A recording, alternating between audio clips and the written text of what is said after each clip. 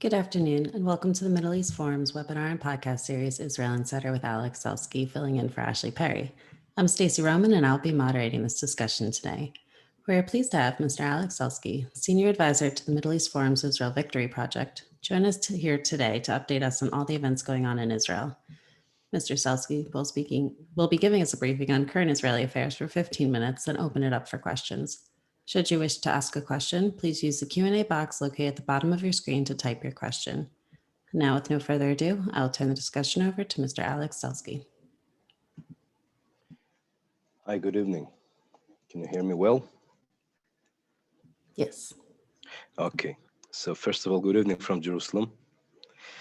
I chose for today two topics which I think show and symbolize maybe the main political and social issue that challenges the minds of the Israelis today. How long this government will survive. All of you know that our new government of only 2 weeks is very, very fragile. And today I chose two kind of examples, very interesting ones, very outstanding ones for Israeli politics to show how the situation is even more fragile than we thought. And I think it is also interesting to understand these examples and to understand really the outstanding situation in Israeli politics. So the first thing is the continuation of the crisis over the family reunion law, which the coalition cannot engage a majority for. I will give a little background to explain, and then what exactly happens and why it is so important and interesting to put attention on it. Well, family reunion law is a law that exists for almost 20 years from 2003. And this law actually forbids automatic citizenship for spouses of Israeli citizens. And now, majority of those who fall under this law are Palestinian women that come to marry primarily Bedouins from the south to be third, fourth, fifth wife. And in the past, Shabak, Shin Bet already showed that many of those who became Israeli citizens by this reunification, union with Israeli Arabs, many of them become those who then participate in terror activity. And that was the security argument to pass this law. And definitely there is a demographic argument to pass this law. And now you should say, okay, but what the Israeli Supreme Court, what did he say about that? And surprisingly, for those who usual to the openness of the Israeli Supreme Court to the human rights, surprisingly, this law didn't pass the Supreme Court twice. And at the second time in 2000, I think 11, one of the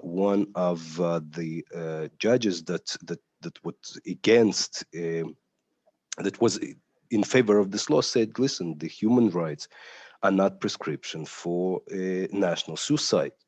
And this became one of the biggest, quotations of the whole legal system in Israel to show that, yes, we definitely open to human rights, but our national survival is above that. And even the Supreme Court said that. So that's very briefly about the law. Now, this law should be prolonged every year.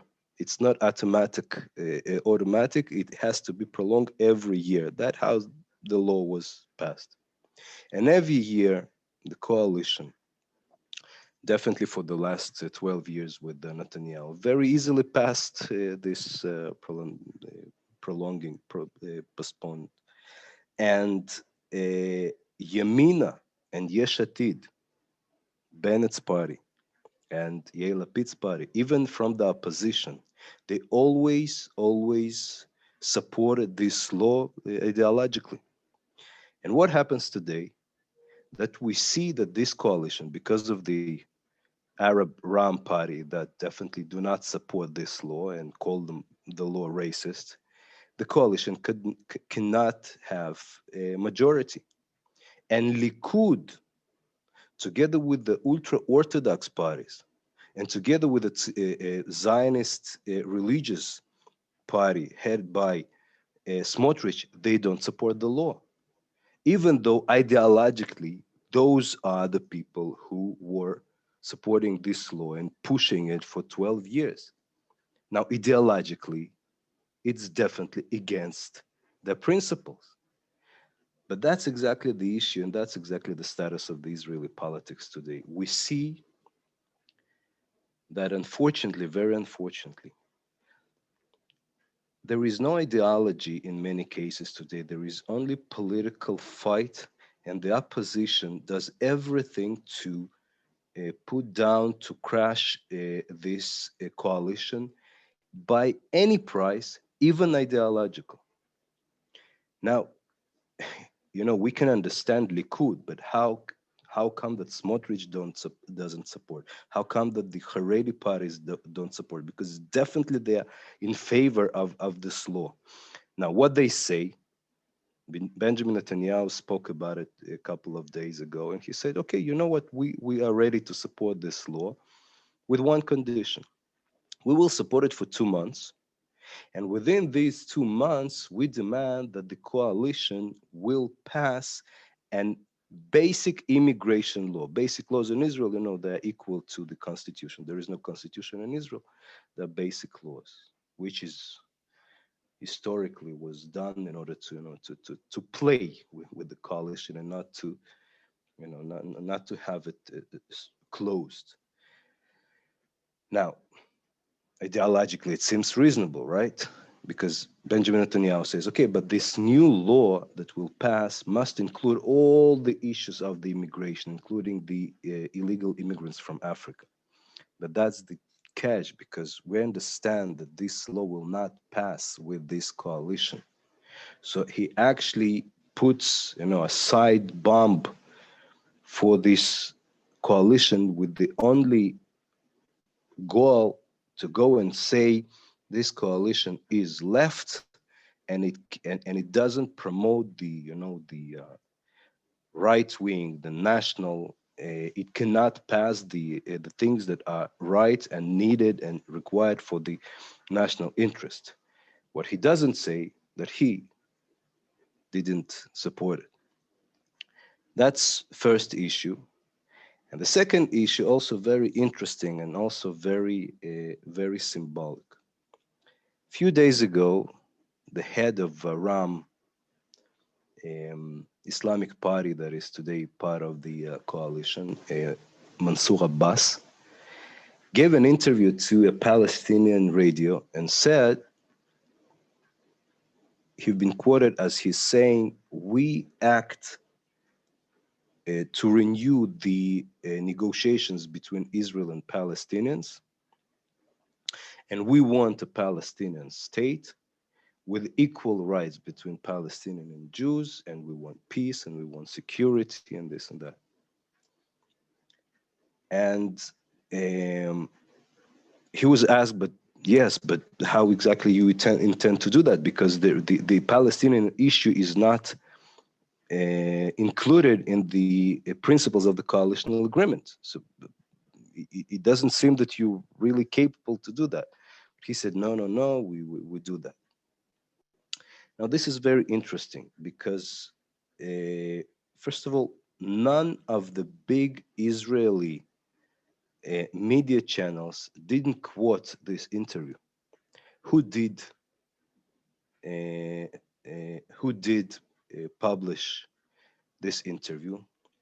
The right-wing media identified with the opposition, with Likud, with the ultra-Orthodox, and with Smotrich, with the religious Zionist parties. Because again, what they try to do, they try to put light on that in order to come and say, look, look, look, this is leftist government. You see, they let him establish the Palestinian state. He speaks because he's coordinated with the prime minister and with the minister of foreign affairs, and they support him for renewal of these negotiations. But we don't see any reaction on behalf of Bennett. We don't see any reaction on that quote on behalf of Yair Lapid, who, by the way, at the same time is traveling his historic visit to the United Emirates.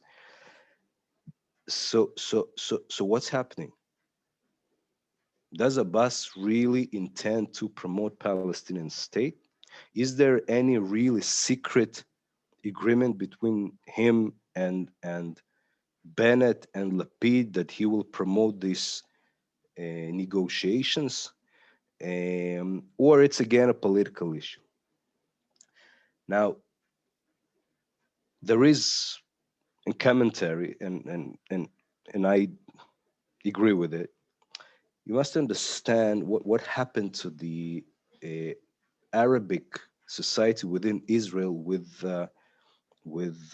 joining of Ram into, or with what caused to Ram to join the Israeli government. Actually, Arab, some Arabs, not all the Arabs, but some Arabs in Israel came and said, listen, why we have to be all the time outsiders within the Israeli politics, economy? We want money, we want budgets, we want normal life.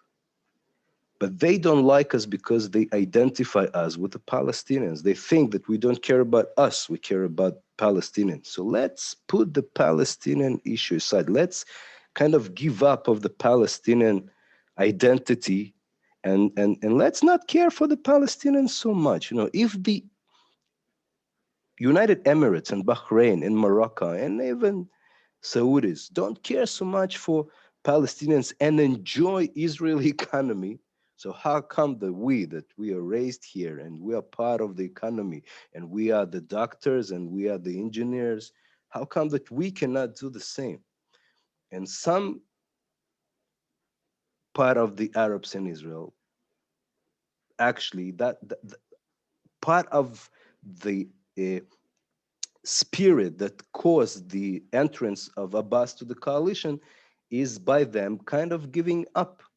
So what I think is happening, that Abbas is playing with that. He understands that he cannot really give up the Palestinian issue. So he's, paying the lip service, paying the tax to those who criticize and oppose him. And he has a very big criticism within for the fact that he entered the coalition and the government with Lapid and Bennett and Lieberman and Saar, people that are right wing than Netanyahu even.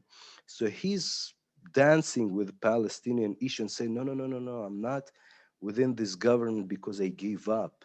It's much more sophisticated. I am the one that will let them put this issue back. I am the one that didn't give up. I do it even though they didn't put it in the coalitional agreements, but I know how to put it in a very sophisticated way.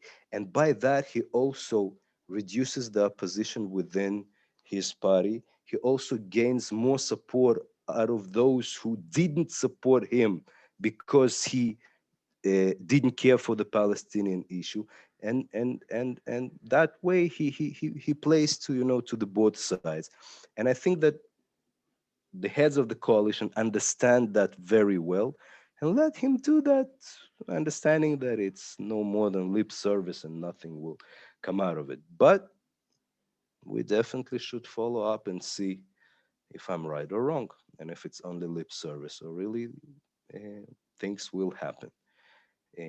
That's it for now. And I think that I spoke exactly 15 minutes as I was expected. Perfect. You certainly did. Thank you so much for that. The first question we have in is from David Levine. How are judges, particularly the high court judges, chosen in Israel? It's a very interesting question, and we really don't have enough time to go into this very interesting issue. Well, for many years, well, until now, there is a committee that chooses the judges, which consists of two judges, two politicians from the coalition, one from the opposition, if I'm not mistaken, I think, the head of the bar association, and one representative, I think public representative. Now, historically, until 2015 or 2013, when 15, I think, when Ayelet Shaked became the minister, the the structure of this committee was always in favor of those who supported the older principle that gave the judges to be promoted by by the experience, by just years of experience within the system.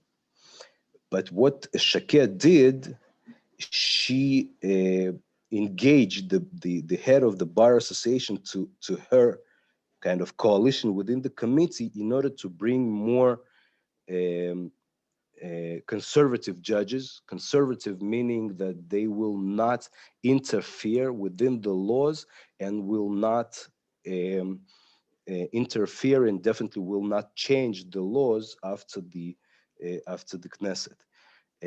So today, one of the really biggest issue between the right and left and within this government will be how judges will be promoted. If it will be only by as the judges want, yes, by um, the experience, the number of years of experience, or by their views.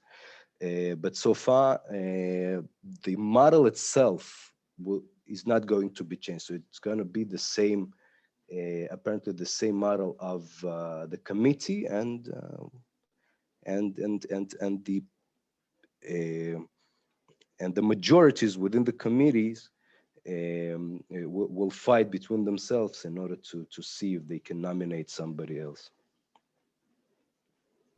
All right, thank you so much. And from Wayne Lowe, are Arab Christians active in social involvement and voting in elections in Israel? And do you think that Arab citizens of Israel believe in the rights of the Jewish state of Israel? I know that your last point in your lecture was very interesting. So let's expand a little bit. Thank you. What was the first one about Uh, the Arab Christians active in social involvement and voting? Arab Christians? Well, definitely Arab Christians, meaning the Israeli citizens and Israeli, they definitely vote as every Israeli citizen. Well, they not so involved, meaning openly. They are very. You must understand, Israeli Arab Christians are about 20% of all the Arabs, which is about, let's say, uh, 250, let's say. Okay, no, even less, 100 and 150 maybe thousand people. And also it's not one group, okay, and they have almost the same level of income and almost the same level of education as Jews. So their level of life is rather high, and they enjoy, very enjoy, also this democratic way of living. And they, by the way, are very developed economically and businesses. Just for you to know, the biggest supplier of wines in Tel Aviv is Nicola Chinawi. Okay, his daughter was studying with me in BA business administration. So so they definitely vote. but they, you will not see them, in marches and provocations. And they vote very interestingly. Many of them vote for Jewish parties, left, but definitely Zionist. Part of them vote also Likud, and they feel rather good. Many of them oppose to Muslim parties very strongly because they see that the Muslim, actually Arabs, are those who oppress them much more than the Jews. We see that in the Palestinian Authority, Bethlehem, that was 50% Christian before Oslo, and now about, I think, only 10 or 15% Christian, because the Palestinian Muslim just expelled them from Bethlehem, and that happens in every place. So Israeli Arab Christians, I think, enjoy life in Israel very well, and they, by the way, they also play dance this very complex tango of the identity of being an Arab and being with Israel. And but again, they're within the Arab community, they cannot oppose too much to the Muslims. But today what happens also is that we have a community of Arabs that come and say, listen, we're not Arabs, okay? We are those who stayed here when Jews were expelled, okay? We actually, people from then, we're Aramees, okay? Aramaic is one of the languages of the Torah, of the Bible, and they read it, okay? And they claim that they should be a different people of Aramaic and not called Arabs. Now, why they Arabic biculture? Because they were conquered by the Arabs when the Arabs came.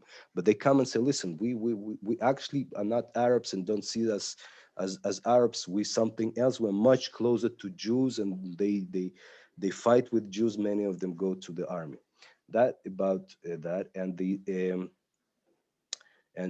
can you again remind me the second part of the last question? Sorry. Yes. Do you think Arab citizens of Israel believe in the rights of the Jewish state?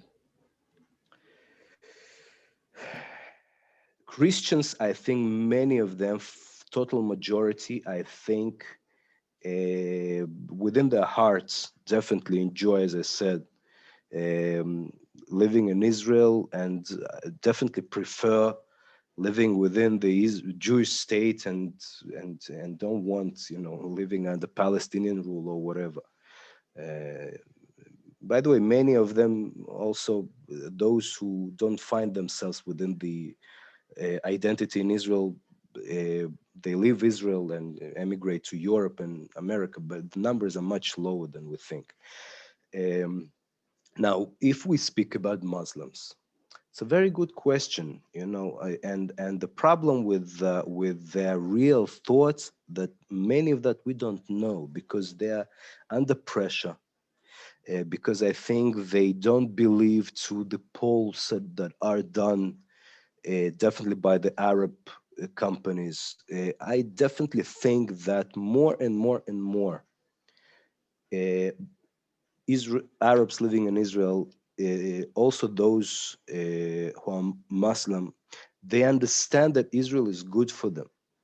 They understand that Israel, is definitely freer, and they can, in many, maybe not in national rights, but definitely in, regular life and just standard of living, get much more than they can in many other places. So they understand that, it's not that they accept the Jewish state because they're Zionist, or because they, understood that Jews desire their own state because of the Holocaust or expel of 2,000 years, but they understand that for them it's good, and let it be Jewish state because for us it's good. I think this is a very big part of Muslim Arabs in Israel. If it's majority, I don't know, but even if you show me the numbers, you say, listen, polls show it's 70%. I don't know.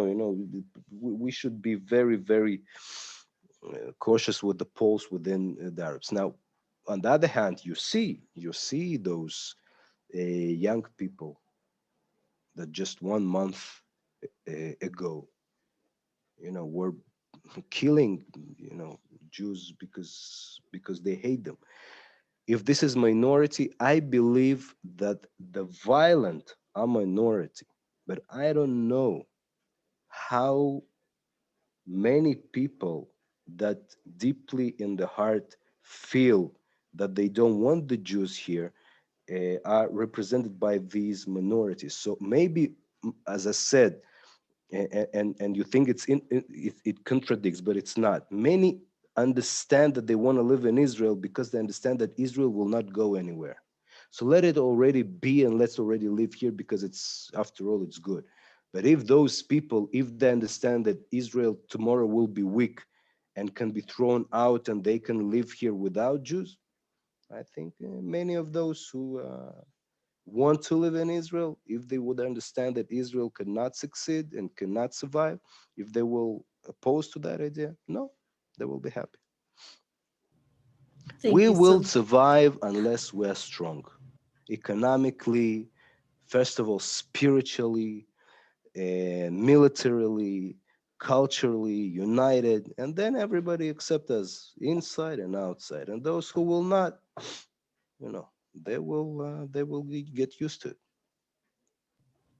exactly. All right. So we have a question from Reuven Hawk as well as Carrie Hildebrand. They're asking, do you think that there's any chance that there are elements within Likud or the ultra Orthodox parties that will consider breaking away and from Netanyahu and join the coalition? Yes, yes. Well, first of all, just few days ago, the coalition started passing the law that enables only four MKs to leave a party and to join coalition. Before that, it was a third of a faction, meaning that if Likud is 30, by the existing law, you have to engage, you have to be 10, okay, to leave Likud and to join coalition. By the new law, if it will pass, and I think it will, but let's see, nothing is taken for granted with this coalition, then it means that only four from Likud can join coalition. And it can be a game changer because if four will join coalition, meaning that Ram can be thrown away. So it's all another game. So if this happens, so other Likudniks will say, so listen, what's the problem now to join? This is not left. Okay, so let's join also. So maybe Smotrich, maybe Shas. So then you can say to Meretz go out. So then all the right wing bloc can come.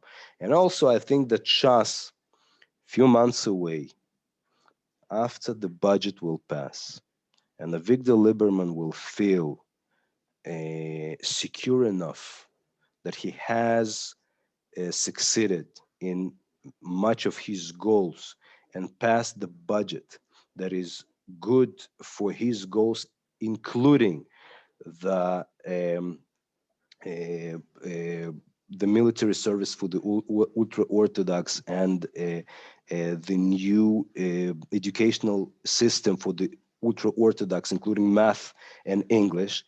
And if then Shas will come, I think they will found common ground by which Lieberman will be secured enough to let them in, and they will come in because they want anything. Okay, so if Shas in few months can join on these conditions, yes, everything possible in Israeli politics. In 1999, I remind you that Shas entered the left coalition under Barak, got all the money they needed for their educational system, and left the government after they took the money, and the government started to fall under Barak, first of all, because Shas left, and then Meretz left, but it started from Shas. So Shas are very, very practical, and they will, if they will see that it's better to get in to get some benefit, they will get in.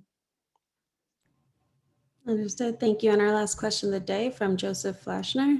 What influence will the chief rabbinate have now with this new government? Well, the chief rabbinate has authorities which are not so political. They are more well, everything in Israel is political, definitely the religion, but they, they control by law things, all the personal, like weddings are only religious, and all the kashrut is under the chief rabbinate, and um, all the personal, yeah, if all the cemeteries are under also the regulation, and we don't see any change at the moment. First of all, because I remind you that Yamina, which is an Orthodox party, not ultra Orthodox, but Orthodox, they took the Ministry of Religion under them. So what this government wants to promote is that the new chief rabbis will not be ultra Orthodox, but Zionist Orthodox. And that can bring a major change in many issues of kashrut and weddings, and primarily, I think that the approach of the secular Israelis toward the rabbanut and the religious services, because today understand those who control our identity are those who don't serve in the army. Now, how do you expect a regular Israeli sees that? He says, listen, who are you to dictate to me, uh, how to make wedding, or how to eat? Okay, it builds a huge gap between the secular Israelis and the Orthodox, between secular and religion and Jewish identity, and makes this connection very bad. At the moment that the religious Zionists will take it will be much smoother, much more united, I believe. And I think that majority of not ultra Orthodox definitely believe. Let's see if they succeed. In the past, they didn't succeed. This government can do that. All right. Well, thank you so much. We've come to the close of our webinar and podcast. Alex, thank you again for taking time to update us this week.